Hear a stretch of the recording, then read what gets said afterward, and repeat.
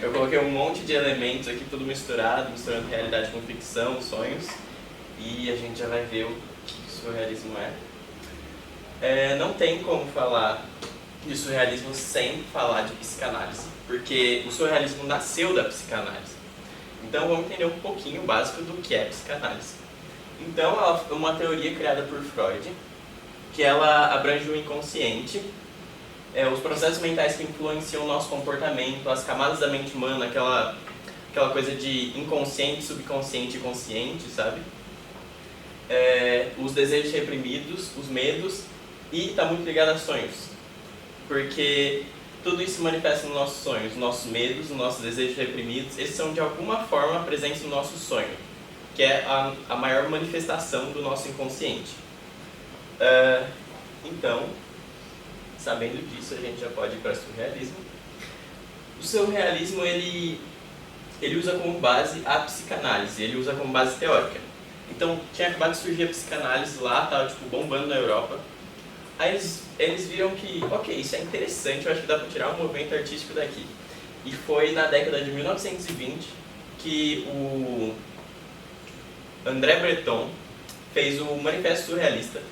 Ele era um escritor e ele fez um documento especificando o que os surrealistas queriam.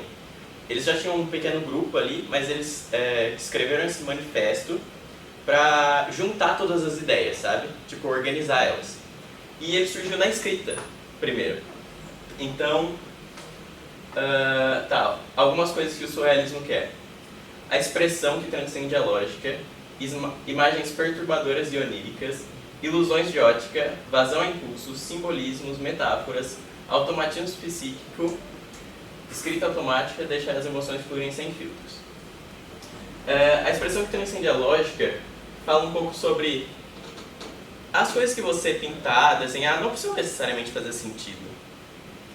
Elas podem ser uma representação do seu subconsciente e elas não precisam ter sentido com a realidade, porque você não precisa ter comprometimento com a realidade. Porque naquela época eles ainda estavam quebrando o paradigma de arte tem que ser sobre retratar a realidade. Arte tem que ser, tipo, realismo e ultrarrealismo e vários outros estilos artísticos, movimentos artísticos, tipo expressionismo, ainda estavam muito ligados à realidade, a representar sentimentos, mas ainda de uma forma a retratar a realidade com outros olhos, mas ainda retratava a realidade, sabe? Ainda era fidedigno. Então, ela busca imagens perturbadoras e oníricas, que é exatamente isso do sonho, né? Tipo, um monte de coisa acontecendo ao mesmo tempo, um monte de coisa maluca, meio que não faz sentido, ou talvez faz e está no seu subconsciente, alguma mensagem escondida. Por isso, muitos simbolismos, que às vezes você sonha com alguma coisa e não é exatamente aquilo, depois você pensa, pera, talvez isso seja uma representação daquilo porque eu senti aquilo ontem, sabe? Muitas metáforas também. Acho que todas as artes têm muitas metáforas, mas essa em si tem mais ainda. Vazão a impulsos, no sentido de você não precisa controlar tudo que você quer colocar ali, tudo que você quer representar, polir muito, tipo, vai fazendo que vai fazer sentido, sabe? E se não fizer, tá tudo bem também, porque é sobre isso o surrealismo. O automatismo psíquico e escrita automática é basicamente isso de deixar suas emoções fluírem livremente pro papel, tipo, se você estiver escrevendo, ou pelo quadro, sem se preocupar de isso precisa estar ligado à realidade. Eu acho que não tem como falar de surrealismo sem falar desse cara, que ele é, eu acho, o mais famoso, todo mundo deve conhecer. Pera aí, esqueci o slide. Aqui só dois exemplos de arte surrealista. Essa daqui, ela brinca muito com, esqueci o nome, ilusão de ótica. Tá vendo que o barco ele vai se transformando aqui em nuvens e ao mesmo tempo essa nuvem é uma ponte. Esse daqui eu acho que vocês já devem ter visto, é muito famoso, que é uma maçã, mas ela é ao mesmo tempo uma borboleta. Não tem como falar de surrealismo sem falar desse cara, eu acho que todo mundo que conhece. Quem não conhece ele? Tá. Então, ele é o representante mais conhecido do surrealismo. Ele é um pintor espanhol que ele usava bastante nas obras dele ilusões de ótica, truques de perspectiva e metáforas.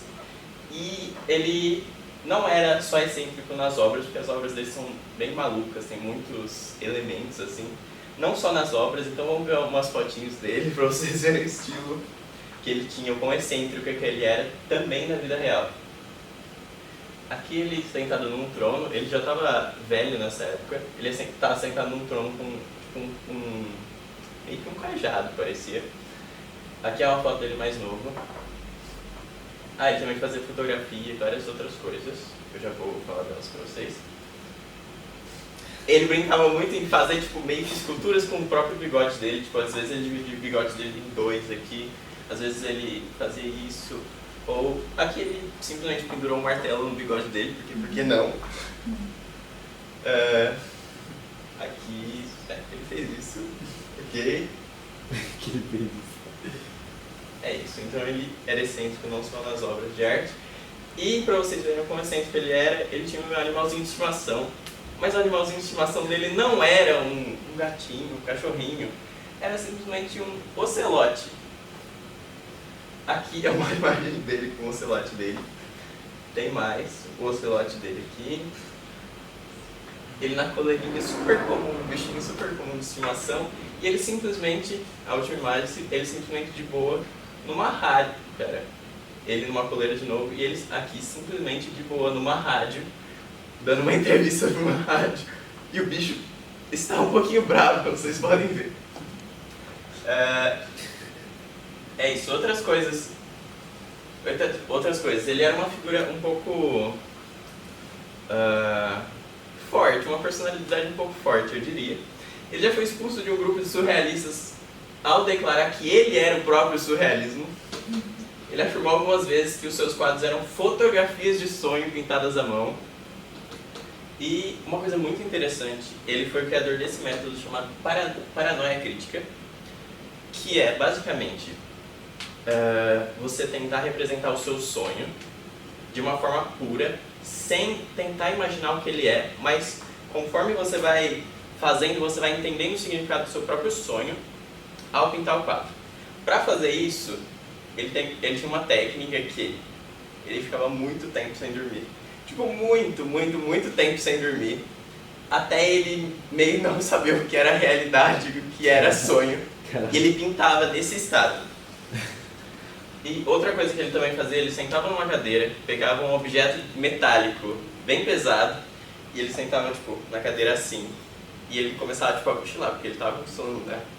Aí o objeto metálico caía no chão, e naquele momento que o objeto caía no chão, ele acordava, e ele conseguia pegar tudo que ele, tipo, estava começando naquele estado entre vigília e sono.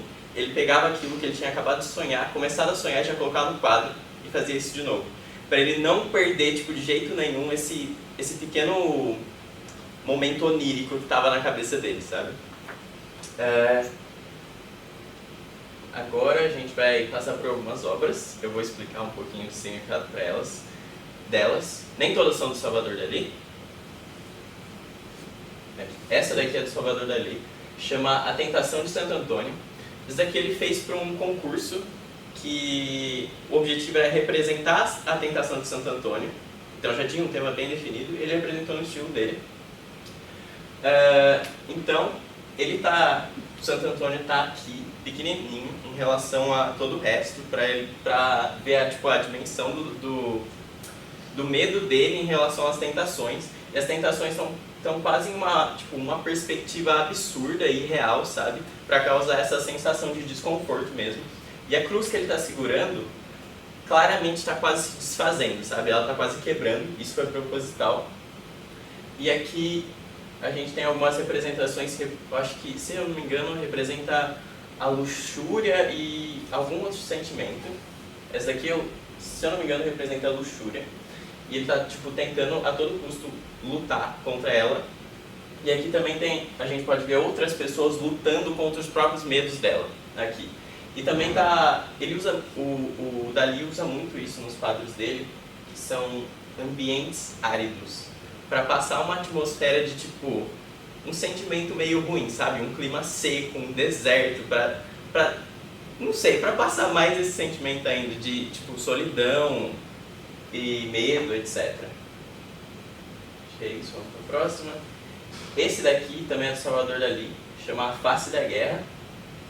Ele pintou isso no meio da Segunda Guerra Mundial, acho que era 1940 que ele pintou isso daqui. Então ele está representando aqui tem meio que um crânio.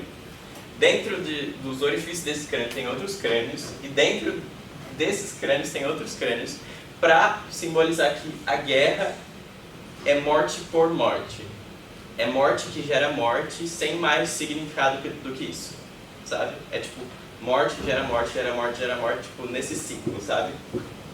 E aqui a gente também tem serpentes para demonstrar, tipo, a putrefação do que é isso. E também está de novo naquele ambiente árido.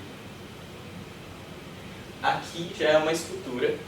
Se eu não me engano, essa artista é brasileira, Maria Martins, chama O Impossível. Aqui tem dois seres que eles querem ter contato físico um com o outro, mas eles estão impossibilitados pela própria forma deles serem, porque os dois são garras e as garras não conseguem, tipo, tocar uma outra. E representa, tipo,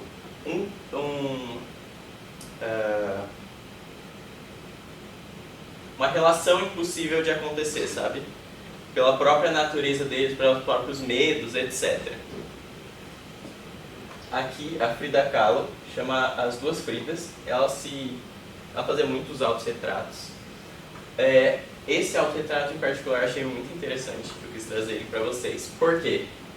Ela tem duas representações dela. Ela era uma pintora mexicana. E aqui ela está representando o lado mexicano dela, até com roupas mais... esqueci o nome. Mais tradicionais da cultura. E aqui ela está representando o lado europeu dela, por ela ter tido muito contato com os europeus, por causa da arte, ela está representando esse outro lado dela. O que significa que ela tem o lado mexicano dela e o lado europeu que ela acabou adquirindo por causa de todo esse contato com a arte europeia e outros artistas. E ela coloca as duas Fridas conectadas pelo próprio coração. E aqui, se vocês prestarem atenção, não dá para ver muito bem aqui, mas ela está com um retrato, tipo uma fotinho, assim, sabe aquelas fotinhas redondas, do ex-marido dela na época, que ela tinha acabado de se divorciar dele. E aqui ela também está com a perna aberta para representar a sexualidade. Tem mais outras coisas, mas eu não lembro de tudo para falar para vocês. É isso, esse quadro é muito bonito. Esse daqui é uma escultura de novo. Causa estranhamento. Eu já pude ver na cara de vocês. Causa estranhamento, chama Café da Manhã em Pele.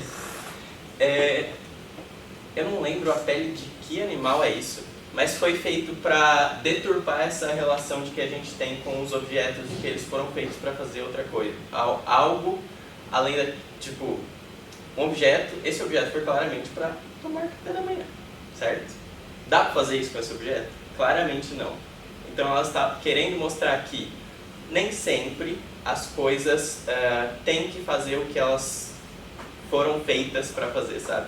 Então é para causar esse estranhamento de, tipo, não dá para usar isso para o que ele foi feito, mas a gente pode encontrar outros significados para isso.